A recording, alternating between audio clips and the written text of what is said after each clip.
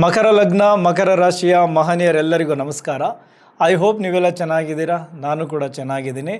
ಈ ವಿಡಿಯೋದಲ್ಲಿ ನಿಮ್ಮ ಲಗ್ನಕ್ಕೆ ನಿಮ್ಮ ರಾಶಿಗೆ ಏಪ್ರಿಲ್ ತಿಂಗಳು ಹೇಗಿದೆ ಅಂತ ನೋಡೋಣ.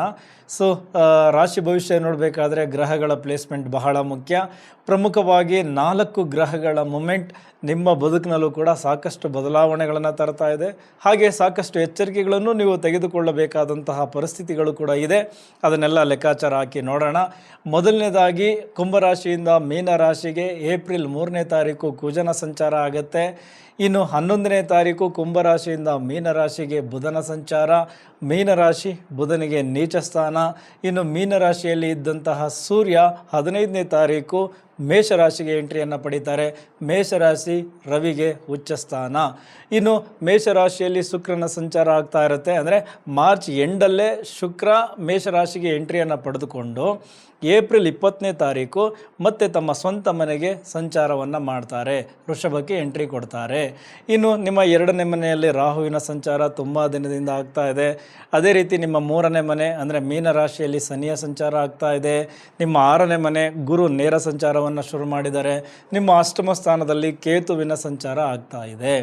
ಅದೇ ರೀತಿ ಗ್ರಹಗಳ ದೃಷ್ಟಿಗಳನ್ನು ಕೂಡ ಲೆಕ್ಕಾಚಾರ ತೆಗೆದುಕೊಳ್ಳಬೇಕು. ಆದರೆ ಬೇರೆ ಬೇರೆ ವಿಚಾರಗಳನ್ನು ಮಾತನಾಡಬೇಕಾದ್ರೆ ಆ ದೃಷ್ಟಿಯ ಲೆಕ್ಕಾಚಾರವನ್ನು ತೆಗೆದುಕೊಳ್ಳೋಣ.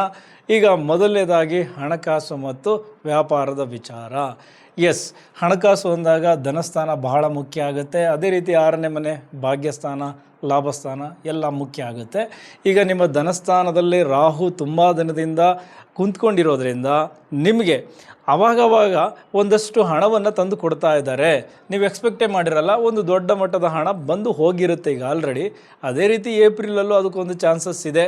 ಯಾವುದೋ ಬೇರೆ ಮೂಲಗಳಿಂದ ಒಂದಷ್ಟು ದೊಡ್ಡ ಮಟ್ಟದ ಹಣ ಬಂದು ಹೋಗುತ್ತೆ. ಈ ಹೋಗುತ್ತೆ ಅಂತ ಯಾಕೆ ಹೇಳ್ತಾ ಇದ್ದೀನಿ ಅಂದರೆ, ಹಣ ತಂದು ಕೊಟ್ಟರು ಅದೇ ರೀತಿಯ ಖರ್ಚುಗಳು ಕೂಡ ನಿಮಗೋಸ್ಕರ ಕಾಯ್ತಾ ಇರುತ್ತೆ. ಹೀಗೆ ಬಂದ ಹಣ ಹೀಗೆ ಹೊಟ್ಟೋಗಿರುತ್ತೆ. ಅಂದರೆ EMIಗೋ ಸಾಲ ಕಟ್ಟಲಿಕ್ಕೋ ಅಥವಾ ಇನ್ನೇನೋ ಖರ್ಚುಗಳಿಗೆ ಎದುರಾಗಿ ನಿಮ್ಮ ಬ್ಯಾಂಕ್ ಬ್ಯಾಲೆನ್ಸಲ್ಲಿ ಸೇವ್ ಆಗದೆ ಹಣ ಖರ್ಚಾಗ್ಬಿಡ್ತದೆ. ಇದು ಸಾಕಷ್ಟು ದಿನದಿಂದ ಆಗ್ತಾ ಇದೆ. ಏಪ್ರಿಲ್ ತಿಂಗಳಲ್ಲೂ ಕೂಡ ಆಗುತ್ತೆ. ಸೊ ಇದು ಹಣಕಾಸಿಗೆ ಮೊದಲು ಸಂಬಂಧಪಟ್ಟಂತಹ ವಿಚಾರ. ಅದೇ ರೀತಿ ಈಗ ನೀವು ಏನಾದರೂ ಹೂಡಿಕೆಯ ಬಗ್ಗೆ ಯೋಚನೆ ಮಾಡ್ತಾ ಇದ್ದರೆ, ನಿಮ್ಮ 4ನೇ ಮನೆಗೆ ರವಿ ಉಚ್ಚ ಸ್ಥಾನಕ್ಕೆ ಬಂದಿರೋದ್ರಿಂದ ನೀವು ಈಗ ಯೋಚನೆ ಮಾಡಬೇಕಾಗಿರೋದು ಈ ಕಮರ್ಷಿಯಲ್ ಪ್ರಾಪರ್ಟಿ ಮೇಲೆ ಇನ್ವೆಸ್ಟ್ಮೆಂಟ್ ಮಾಡಿ, ರಿಯಲ್ ಎಸ್ಟೇಟ್ ಮೇಲೆ ಇನ್ವೆಸ್ಟ್ಮೆಂಟ್ ಮಾಡಿ, ಸೊ ಅದೇ ರೀತಿ ಈ ವೆಹಿಕಲ್ಗಳ ಮೇಲೆ ಇನ್ವೆಸ್ಟ್ಮೆಂಟ್ ಮಾಡಿ. ಅದು ನಿಮಗೆ ಮುಂದೆ ಒಂದು ದೊಡ್ಡ ಮಟ್ಟದ ಲಾಭವನ್ನು ತಂದುಕೊಡುತ್ತೆ. ಆದರೆ 2ನೇ ಮನೆಯಲ್ಲಿರುವ ರಾಹು ನಿಮಗೆ ಯಾವುದೇ ಕಾರಣಕ್ಕೂ ಈ ಶೇರಲ್ಲಿ, ಅಂದರೆ ಇವತ್ತು ಇನ್ವೆಸ್ಟ್ಮೆಂಟ್ ಮಾಡಿ ನಾಳೆನೇ ಅದನ್ನು ಡಬಲ್ ಮಾಡಿಬಿಡೋಣ, ನಾಳೆನೇ ಶ್ರೀಮಂತರಾಗ್ಬಿಡೋಣ ಅಂತಹ ಆ ಥರದ ಆಲೋಚನೆಗಳನ್ನು ಡೆಫಿನೆಟ್ಲಿ ನಿಮಗೆ ರಾಹು ನಿಮ್ಮ ಮೈಂಡಲ್ಲಿ ಕ್ರಿಯೇಟ್ ಮಾಡಿರ್ತಾರೆ. ಬಟ್ ಆ ಥರದ ಇನ್ವೆಸ್ಟ್ಮೆಂಟ್ಗಳಿಗೆ ಈಗ ಲಾಭ ಇಲ್ಲ. ಏನೇ ಇದ್ರೂ ಲಾಂಗ್ ಟರ್ಮ್ ಇನ್ವೆಸ್ಟ್ಮೆಂಟ್ಗೆ ಮಾತ್ರ ಹೆಚ್ಚಿನ ಲಾಭಗಳಿರೋದು. ಸೊ ಹಾಗಾಗಿ ಅದರ ಕಡೆ ಹೆಚ್ಚಿನ ಗಮನ ಕೊಡಿ. ಈ ಶಾರ್ಟ್ಕಟ್ಟು ಬೇಡ, ಅಥವಾ ಶಾರ್ಟ್ ಟರ್ಮ್ ಇನ್ವೆಸ್ಟ್ಮೆಂಟ್ ಕಡೆ ಹೆಚ್ಚಿನ ಗಮನವೂ ಕೊಡಬೇಡಿ. ಈ ಕ್ರಿಪ್ಟೋ ಕರೆನ್ಸಿ ಈ ಥರದ್ದರಲ್ಲಿ ಇನ್ವೆಸ್ಟ್ಮೆಂಟ್ ಮಾಡಿ ಒಂದಷ್ಟು ಹಣ ಈಗ ಆಲ್ರೆಡಿ ಇದೆ, ಅದನ್ನು ಕಳ್ಕೊಳ್ಳುವಂತಹ ಹಂತಕ್ಕೆ ಹೋಗಬೇಡಿ. ಸೊ ಹಾಗಾಗಿ ಅಲ್ಲಿ ಎಚ್ಚರಿಕೆಯನ್ನು ತೆಗೆದುಕೊಳ್ಳಿ. ಅದೇ ರೀತಿ ಇನ್ನು ನೀವು 6ನೇ ಮನೆಯಲ್ಲಿ ಅಂದರೆ ಸಾಲದ ಮನೆಯಲ್ಲಿ ಗುರು ಕುಂತಿದ್ದಾರೆ. ನೀವೇನಾದರೂ ಬಿಸ್ನೆಸ್ಗೆ ಈಗ ಆಲ್ರೆಡಿ ಲೋನ್ಗೆ ಅಪ್ಲೈ ಮಾಡಿದರೆ ಅಪ್ರೂವಲ್ ಆಗುತ್ತೆ. ಈ ಕಂಪ್ನಿಯ ವಿಸ್ತರಣೆಗೆ ಲೋನನ್ನು ಅಪ್ಲೈ ಮಾಡಿದರೆ ಅದಕ್ಕೂ ಕೂಡ ಲೋನ್ ಅಪ್ರೂವಲ್ ಆಗುತ್ತೆ. ಅದ್ರ ಜೊತೆಗೆ ಒಂದಷ್ಟು ಖರ್ಚುಗಳು ಎದುರಾಗುತ್ತೆ. ಎಲ್ಲಿ ಅಂದರೆ ಕಂಪ್ನಿಗಳಲ್ಲಿ ಯಂತ್ರೋಪಕರಣಗಳನ್ನು ಬಳಸ್ತಾ ಇದ್ದರೆ ಅದು ರಿಪೇರಿಗೆ ಬಂದು ಅದರ ಖರ್ಚುಗಳು ಜಾಸ್ತಿ ಆಗುತ್ತೆ. ನಿಮ್ಮ ಓನ್ ವೆಹಿಕಲ್ಸ್ಗಳು ಕೂಡ ಹೆಚ್ಚು ಖರ್ಚುಗಳನ್ನು ತಂದು ಕೊಡ್ತವೆ. ಕಂಪ್ನಿಗಳಲ್ಲಿ ಎಲೆಕ್ಟ್ರಾನಿಕ್ ಐಟಮ್ಸ್ಗಳು ಕೈ ಕೊಡ್ಬೋದು, ಸಾಫ್ಟ್ವೇರ್ ಇಶ್ಯೂಸ್ ಜಾಸ್ತಿ ಆಗ್ಬೋದು. ಇವೆಲ್ಲ ಖರ್ಚುಗಳನ್ನು ಜಾಸ್ತಿ ತಂದು ಕೊಡ್ತವೆ. ಇನ್ನು ಉಚ್ಚ ಸ್ಥಾನಕ್ಕೆ ಸೂರ್ಯನ ಎಂಟ್ರಿ ಆಗಿರೋದ್ರಿಂದ ಈ ಸರ್ಕಾರಿ ಸಂಬಂಧಿತ ವ್ಯವಹಾರದಲ್ಲಿ ಯಾರ್ಯಾರಿದ್ದೀರಾ ಡೆಫಿನೆಟ್ಲಿ ನಿಮಗೆ ಲಾಭ ಖಂಡಿತ ಇದೆ. ಈ ಅಪ್ರೂವಲ್ ಆಗದೇ ಇರುವಂತಹ ಟೆಂಡರ್ಗಳು ಅಪ್ರೂವಲ್ ಆಗಬಹುದು. ಬಾಕಿ ಪೆಂಡಿಂಗ್ ಇದ್ದಂತಹ ಬಿಲ್ಗಳೆಲ್ಲ ಅಪ್ರೂವಲ್ ಆಗಿ ಒಂದಷ್ಟು ಹಣ ನಿಮಗೆ ಕೈ ಸೇರಬಹುದು. ಒಟ್ಟಾರೆ ಸರ್ಕಾರದಿಂದ ಲಾಭ ಇದೆ 15ನೇ ತಾರೀಕು ನಂತರ. ಸೊ ಎಲ್ಲಿ ಉಳಿತಾಯ ಮಾಡಬೇಕು, ಎಲ್ಲಿ ನೀವು ಹೂಡಿಕೆಯನ್ನು ಮಾಡಬೇಕು, ಇದೆಲ್ಲ ನಿಮಗೆ ಗೊತ್ತಾಗಿದೆ. ಬಂದ ಹಣವನ್ನು ಸರಿಯಾಗಿ ಹೂಡಿಕೆ ಮಾಡಿ ಉಳಿಸ್ಕೊಳ್ಳಿ. ಖರ್ಚುಗಳು ಎಲ್ಲೆಲ್ಲಿ ಆಗ್ತವೆ ಅನ್ನೋದು ಗೊತ್ತಾಗಿದೆ. ಅದರ ಕಡೆ ಹೆಚ್ಚಿನ ಗಮನ ಕೊಡಿ. ಸೊ ಓವರಾಲ್ ಏಪ್ರಿಲ್ ತಿಂಗಳಲ್ಲಿ ಹಣ ಬರುತ್ತೆ. ಬಂದ ಹಣ ಸ್ವಲ್ಪ ಖರ್ಚು ಕೂಡ ಆಗುತ್ತೆ. ಅದರ ಕಡೆ ಹೆಚ್ಚಿನ ಗಮನ ಇರಲಿ. ಇದರ ಜೊತೆಗೆ ಇನ್ನೊಂದು ಇನ್ಫಾರ್ಮೇಷನ್ ನಿಮ್ಮ ಗಮನಕ್ಕಿರಲಿ. ಬುಧ ನೀಚ ಸ್ಥಾನದಲ್ಲಿ ಇರೋದ್ರಿಂದ ಸಾಕಷ್ಟು ವ್ಯವಹಾರಗಳನ್ನು ನಿಮ್ಮ ಕಮ್ಯುನಿಕೇಷನಿಂದನೇ ಹಾಳು ಮಾಡ್ಕೊಬಿಡ್ತೀರಾ. ಕ್ಲೈಂಟ್ಸ್ ಜೊತೆ ಮಾತನಾಡಬೇಕಾದ್ರೆ ಇನ್ನೇನೋ ಡೀಲ್ ಕುದುರೋಯ್ತು ಅನ್ನುವಂತಹ ಹಂತದಲ್ಲೇ ನಿಮ್ಮ ಒಂದು ಮಾತು ಆ ಡೀಲನ್ನೇ ಕ್ಲೋಸ್ ಮಾಡಬಹುದು. ಸೊ ಆಗುವಂತಹ ವ್ಯಾಪಾರಗಳು ಕ್ಯಾನ್ಸಲ್ ಆಗಬಹುದು.